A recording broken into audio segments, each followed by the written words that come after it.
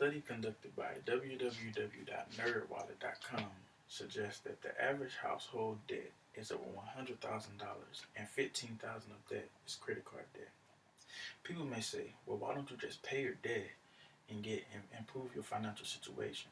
But how many people honestly track their spending habits and document their income?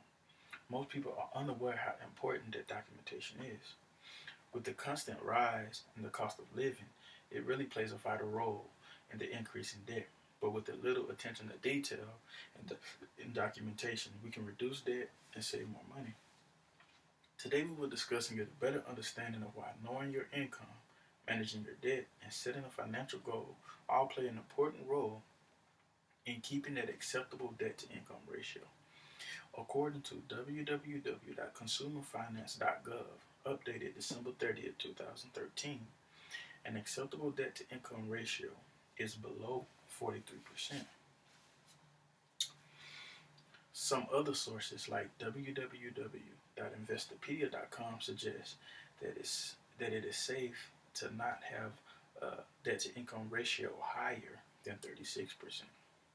We will begin our examination of a proper debt to income ratio by getting a better understanding of documenting your income. People may think that the more money you make, the more money you can save, when in some cases, it's actually the more money you make, the more money you want to spend. Proverbs stated, it's not the art of making money, it's keeping it. And, that simply means that, it doesn't matter how much money you make, you can still save. As long as you know what your income is, you can save, depending on what your budget is. Documenting income plays a vital role in knowing your debt to income ratio. You can't get a proper debt to income ratio percentage if you don't know your overall income. So you want to take all the income that you have coming in, whether it's from a job or from school, from grants or whatever. You want to document that income. The next topic we'll discuss is knowing your debt. Information obtained from www.betterbeginnings.com titled Documenting and Income and Expenses, published July 21st, 2008, suggests that keeping receipts can help document those expenses. We may go and make a small purchase that's not really a lot of money, maybe $2-3. Even if it's getting food, you spend $4 or $5 on food, and if you do that every day, you're spending about $150 a month, and that's money that we really don't pay attention to. But if you actually just pay attention to detail and notice that, well, hey, I'm spending $5 a day. That's money that I can cut back on, and more money I could potentially save.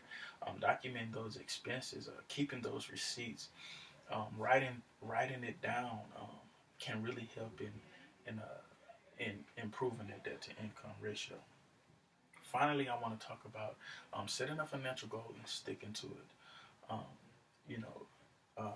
www.study.com suggests that knowing whether you want to set a long, medium, or short-term goal will really help you in your goal setting process.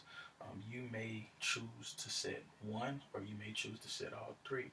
It's really specific to the person.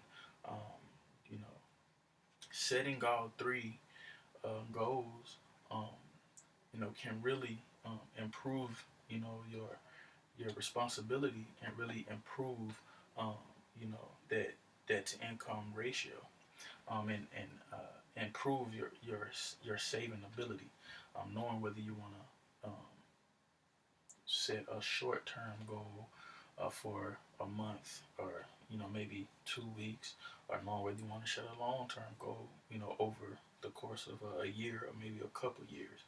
Just knowing that information will propel you towards that goal of saving money and having a good debt to income ratio.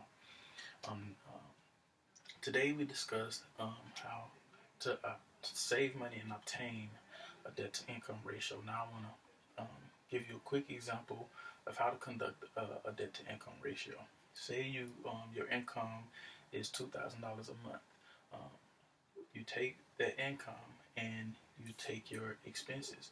Say your expenses are $550 a month. Um, if you divide that 550 by, your expenses by your income, which was 2,000, it'll give you roughly about 28% on your debt to income ratio, um, which according to Investopedia.com, that is an awesome debt to income ratio percentage to have. So um, just remember that Benjamin Franklin stated that a small leak will sink a great ship.